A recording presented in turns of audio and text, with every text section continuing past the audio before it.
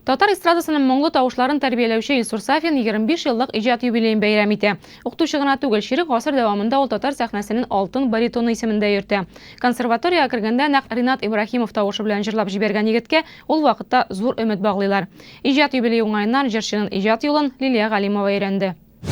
1980 елларда апа сакларына концерт белән Вафира Гыйззәтуллина килә. Концерттан соң аның янына бер егет менеп, аның тавышын тыңлап каравын сорый.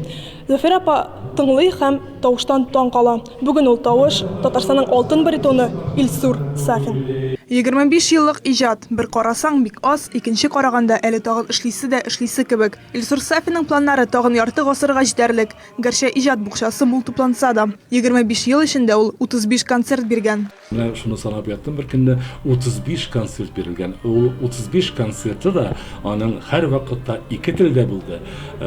Шулай ук татар җырларда яңгырады, шулай ук татар әсәрләрдә яңгырады, шулай ук рус әсәрләрдә яңгырады. Репертуарда Италия романслары да бар. Гомумән, нинди телдә җырлау мөһим түгел. Сыйфат булсын һәм кешене бәхетле итәрлек җырлар яңгырасын ди үзе. Мин бәхетле, гаилә ягыннан да бәхетле, балам үсә, иптәшем, Аллага шөкер, бөтенесе дә әйбәт, бөтенесе дә менә шулай. Мин телим инде үзебезнең тамашачыга да бик матур булсын иде.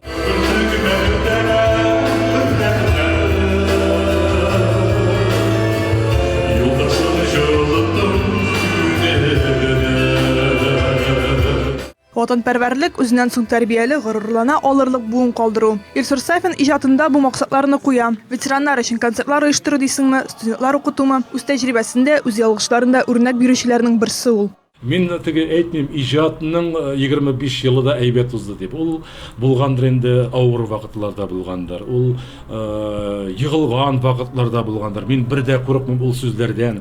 Менә шул вакытта гына әгәр дә янымда бар икән, чын дуслар, чын иҗатташлар бар икән, алар үзләренең ярдәм кулларын сузганнар икән, мин бик зур рәхмәтлемен аларга. Дуслары да Илсур Сафинга рәхмәтле. Ул аларны еш кына аптырашта калдыра икән. Баритон бит инде ул үзегез беләсез. Хатын-кыз бит җыгалап китә баритоны бит тавышы ишетсә, нәкъ минеке төсле тавышы.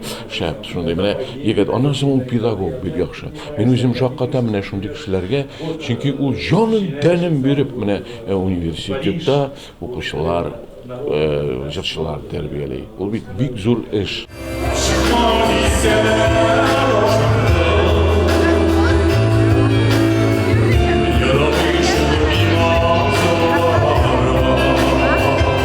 Илсур Сафинның студентлары талантлы яшьләр. Кайберләрен бик еш телевизор экраннарыннан күрәбез. Казан егетләре төркеменә дә катнашып бараның. Айдар Илсур Сафин мәктәбен тәмамлаган. 2005 елда килеп эләктем мин студент буларак.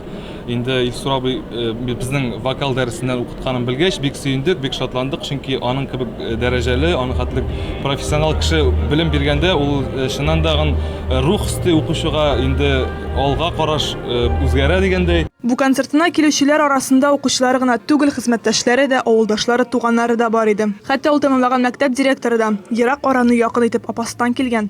Илсур Сафинны бик каты хөрмәт итәбез. Артист буларак бик каты яратабыз. Җырлары бик каты безгә ашый торган җырлар. Аннары гаиләбез белән без аны яратабыз. Үзем генә түгел.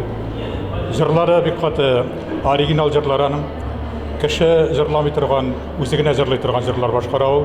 Һәр җыры күңелгә керә, һәр концертты кечкенә генә бер театр тамашасына әверелә ди тамашачы. Ярты гасыр дип тукталып калырга җыенмый баритон. Тагын шуның кадәр иҗат итәргә план бар. Лилия Галимова, Айрат Мөхәммәтҗанов, Казан телерадиокомпаниясе.